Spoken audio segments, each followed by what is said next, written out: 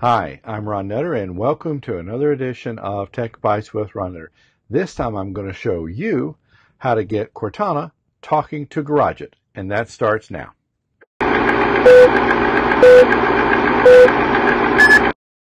Well, so far we've seen the other videos, how to set up the basic Garadget, how to get it talking to Alexa, how to get it talking to Google Assistant. Well, now we're going to hit one that probably not everybody would think of, but it's another voice system. It's Cortana. We've talked about that one before. And it's a nice to have as a backup of nothing else, because this way, in case Madam A or Google Assistant are having a problem, because you, at least with Google Assistant, you've got to go through IFTTT. Same thing with Cortana, but at least it's an option. So, without further ado, let's walk through the steps one at a time. Oh, one thing. Thank you for everybody that's helped me cross 1,000 subscribers. I do appreciate that. Let me tilt this down here just every bit. Okay, there we go. It means a lot to me because I know there's a lot competing for your time, and I'm just trying to get the word out there with all the different options. And one of the things that I was waiting on did arrive today, so we'll have even more content with something called Habitat. And it shows a lot of potential, especially for those that have to travel. And this one will let you take your smart home with you. You may have to make some minor changes, but at least this one all operates locally. And that's a nice thing to think about. Anyway, enough said of that. We will move over here and switch to getting Cortana up and running with Garadget. Now we'll go ahead and get started with getting Cortana to talk to Garadget. And this is something you may have not seen anywhere else, but hey, if it's possible, I'm going to give it a try. So as you can see, I've already got tabs open to both IFTTT and Garadget. So we'll start the process by clicking on New Applet, and then we'll click this, and then we'll type Cortana. Now, it didn't ask me to authenticate to Cortana because I've already done that, because I've got another trigger sitting out there. So if you do get a prompt, just give it the Microsoft credentials you're using for Cortana and you'll be fine. So we'll click on say a specific phrase, and we'll type open garage door. And we want Cortana to respond with opening garage door. And we'll click on create trigger. And we'll click on if that, and then we'll type Garadget. And we'll click open door. And that's, since I only have just the one Garadget device, then all we have to do is click on create action.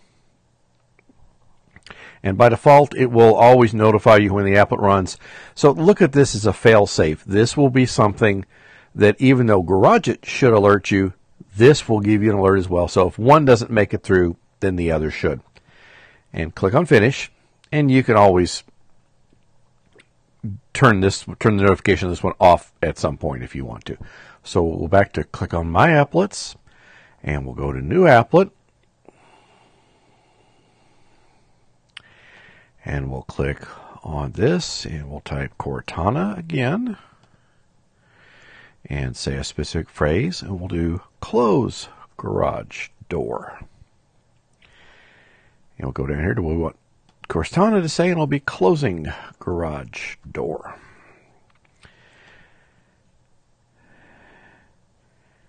And for some reason it didn't take, so let's go back again. I probably didn't do something right. Garadget, close door, create action. Okay, I apparently just clicked off screen, so that's, we all know technology is great when it works. And that all appears ready to go.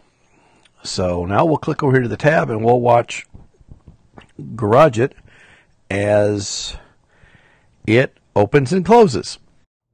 Okay, well, as said, we'll shift over here to that screen, so this is the web portal for those of you who don't have a Garadget yet, and if you don't, why don't you? I've got a link in the show notes for that.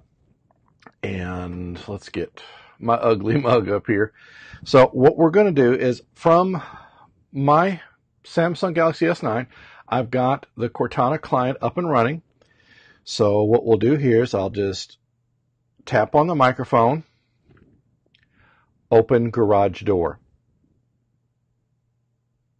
Opening garage door.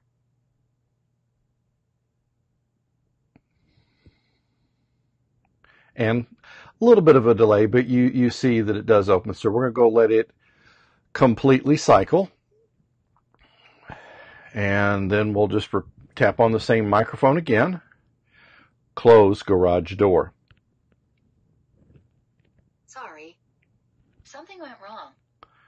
Please try again later. Close garage door. Closing garage door. And now it's in the process of closing. Now, you did hear Cortana have a little bit of a problem.